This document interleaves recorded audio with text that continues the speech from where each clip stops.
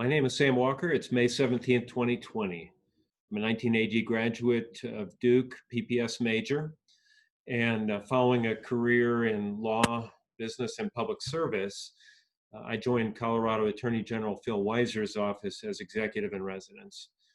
We have been struck, as we all have, by the loss of lives and livelihoods that have been brought about by the COVID-19 crisis. I've tried to focus on the livelihoods side because we care a great deal about jobs and job loss, and specifically the impact of this crisis on small businesses in Colorado.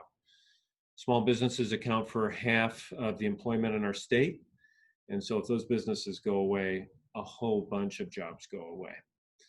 I've tried to focus specifically on how do we match the desire of many public-spirited people in our state, and for me, especially lawyers, how do we match that desire with the needs of small businesses, which has led us to try to form a coalition in which we make services available to small business. And so I think back about PPS 55 with Professor Jim Vopel, one of my favorite courses at Duke.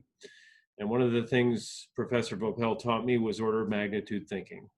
So if you have 100,000 small businesses, which we do in our state, and you have a couple of hundred volunteers, how do you make a difference? And the answer is you try to be really smart and resourceful and to be focused. Not try to solve every problem, but try to solve problems that really make a big difference. And so that's what we're trying to do. My name is Sam Walker, and that's why public policy matters.